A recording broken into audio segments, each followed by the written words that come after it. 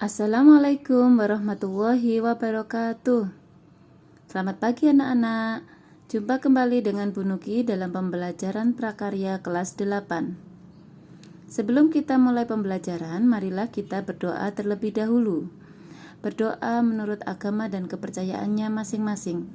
Berdoa mulai. Selesai. Baiklah, kali ini kita akan bersama-sama mempelajari tentang prinsip kerajinan bahan lunak.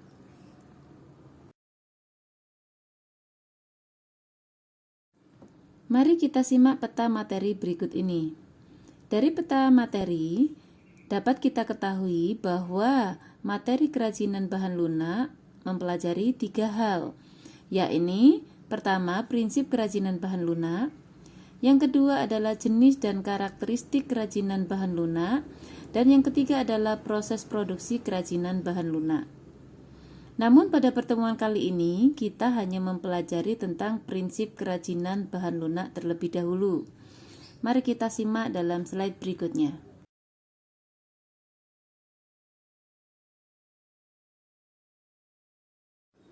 Pada praktiknya, kerajinan dibuat dengan mempertimbangkan wilayah kerja dan beberapa prinsip sebagai berikut.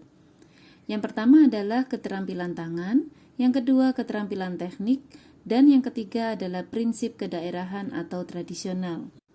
Prinsip keterampilan tangan yakni kerajinan yang dibuat dengan menggunakan keterampilan tangan. Kita biasa mengenalnya dengan istilah handmade. Untuk keterampilan teknik biasanya didasari oleh keterampilan teknik atau keprigelan seseorang, sehingga produk yang dihasilkan sudah tentu memiliki kekhasan tangan yang nampak dengan detail rumit dan hanya bisa dilakukan dengan keterampilan teknik yang dimiliki oleh tangan seseorang. Sedangkan prinsip kedaerahan biasanya dipengaruhi oleh adat istiadat setempat sehingga memunculkan motif-motif yang khas atau istimewa dari daerah tertentu.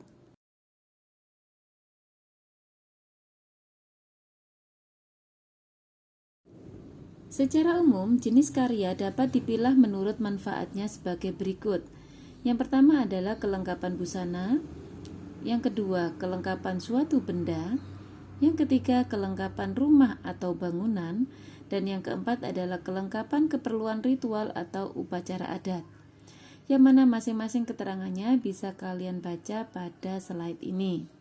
Sedangkan untuk contohnya bisa kalian simak pada slide berikutnya.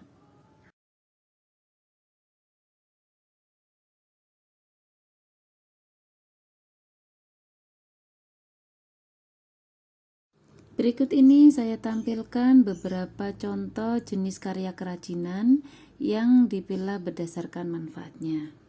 Untuk kelengkapan busana, di sini contohnya adalah beberapa macam aksesoris, yakni kalung dan bros. Untuk yang lainnya bisa kalian sebutkan sendiri. Untuk kelengkapan suatu benda, di sini saya contohkan kotak tisu yang dilengkapi dengan hiasan keramik pada bagian muka.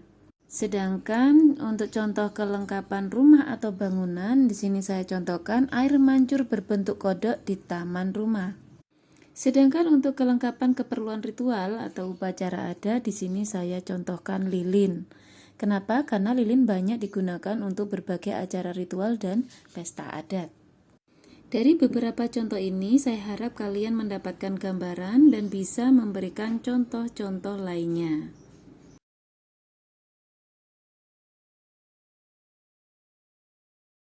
Berdasarkan prinsip kebermanfaatan tersebut, maka kerajinan bahan lunak dapat dikategorikan sebagai produk-produk berikut ini: menambah keindahan, memberi penekanan atau kekhasan pada suatu benda, menjadikan persyaratan pemakaian, merupakan pertanda atau simbol, dibuat khusus sesuai dengan aslinya atau duplikasi, dan sebagai bagian dari karya seni.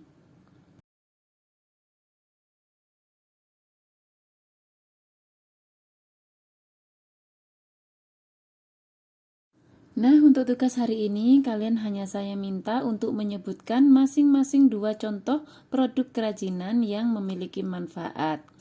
Yakni yang pertama kelengkapan busana, kalian sebutkan 2 contohnya. Kelengkapan suatu benda, kalian sebutkan 2 contohnya dan seterusnya. Kalian tulis dalam buku tulis kalian seperti contoh pada lembar di samping kanan di situ ya. Tulis nama, kelas, dan nomor absen, kemudian jawabannya. Jangan lupa foto hasil jawabannya kamu unggah di dalam classroom yang tersedia. Sampai di sini dulu materi kita pada hari ini. Semoga bermanfaat dan tetap semangat belajar ya. Tetap jaga kesehatan. Saya akhiri, Assalamualaikum warahmatullahi wabarakatuh.